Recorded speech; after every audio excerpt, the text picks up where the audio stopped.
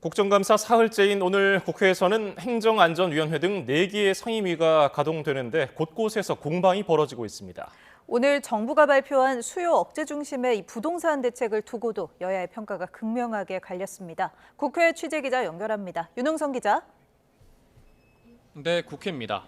먼저 오늘 국회에서 열린 국정감사 상황부터 전해주시죠. 네, 오늘 국회에선 대법원 현장 검증 중인 법사위를 제외하고 4개 상임위가 가동되고 있는데요. 먼저 행정안전위원회의 중앙선관위 국감에선 이틀 전 조희대 대법원장 이석 문제를 놓고 격돌했던 여야의 입장이 바뀌었습니다. 노태학 위원장이 인사말을 마친 뒤 관례에 따라 이석하는 것을 두고 대법원 국감에서 조 대법원장처럼 노 위원장도 국감에 임해야 한다는 국민의힘과 사전 협의가 없었다는 민주당이 갑론을박을 벌였습니다. 노 위원장이 이석한 뒤 이어진 질의에선 국민의힘 박덕흠 의원이 국내 지방선거 투표권을 가진 외국인 중 80% 이상이 중국인이라며 편중 문제가 심각하다고 지적했습니다. 그러자 민주당 이해식 의원은 통일교의 국민의힘 집단 입당 의혹을 소환하면서 역공에 나서기도 했는데요. 이어서 들어보겠습니다. 우리나라 단체장 뽑는 선거에 특정 국가가 미치는 영향력이 매우 이렇게 커지게 되는데 이게 지금은 이제 이거를 좀 제도 개선이 꼭 필요하다고 이렇게 20만이 넘는 당원이 이런 이단 종교 세력이 개입된 것이다 이런 추정이 있습니다. 사실이라면은 정교 일치라고 불러도 손색이 없을 것 같은데 어떻게 보세요? 기후에너지환경노동위원회의 고용노동부 국감은 시작 전부터 파행을 빚었는데요.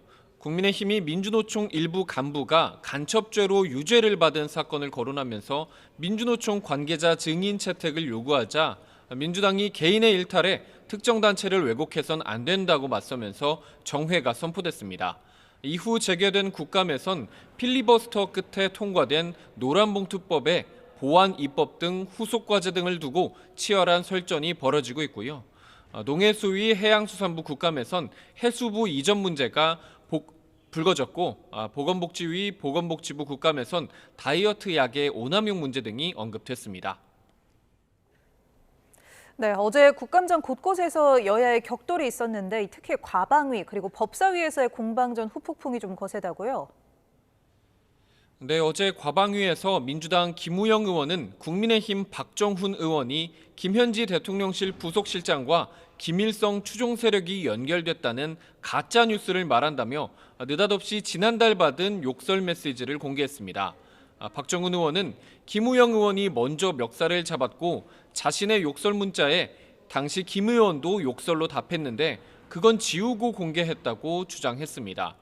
국민의힘은 오늘 오후 김 의원을 개인정보 유출과 폭행 등으로 경찰에 고발했고 국회에 징계안도 제출했습니다. 민주당도 박 의원을 윤리위에 제소하고 법적 조치 등으로 맞대응하겠다고 예고했습니다. 이어서 들어보겠습니다.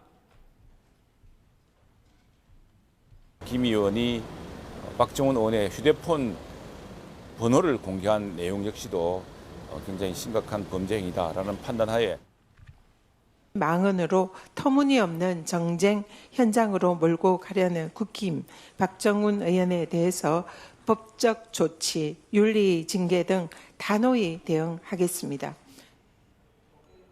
이 법사위에서도 김현지 부속실장이 이화영 전 경기부지사의 대북 송금 사건 변호인 교체 과정에 관여했다는 의혹이 화두였는데요. 국민의힘 주진우 의원은 변호인을 바꿔 이전 부지사가 이재명 대통령에게 유리한 진술을 하도록 김 실장이 종용했다고 주장했고 민주당은 검찰의 이른바 연어술 파티 회유가 허위 진술을 이끌었던 거라고 맞섰습니다.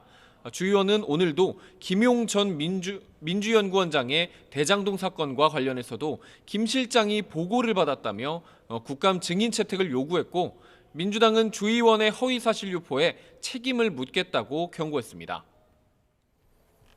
정부의 부동산 대책과 관련해서도 여야 평가가 극명하게 갈렸죠? 네, 국민의힘 장동혁 대표는 부동산 거래 규제 확대와 대출 한도 제한 등을 골자로 한 정부 대책이 문재인 정부에 이은 집값 폭등 시즌2가 될 것 같다고 평가절하했습니다. 이어 부동산 시장을 경제의 한 축이 아니라 폭탄 돌리기로 생각하는 좌파 정권의 삐뚤어진 인식이 문제의 핵심이라고 강조했습니다. 반면 더불어민주당은 정부의 새 부동산 대책이 급등하는 부동산 가격을 잡을 수 있을 거라고 기대했는데요. 김현정 원내대변인은 정부가 부동산을 투기가 아닌 주거용으로 전환할 수 있도록 대책을 내놓았다고 말했습니다. 또 부동산 대책을 비판한 국민의힘을 향해서는 시장 친화를 말하지만 그들이 말하는 시장은 투기 세력과 부자들만의 리그일 뿐이라고 반박했습니다. 지금까지 국회에서 전해드렸습니다.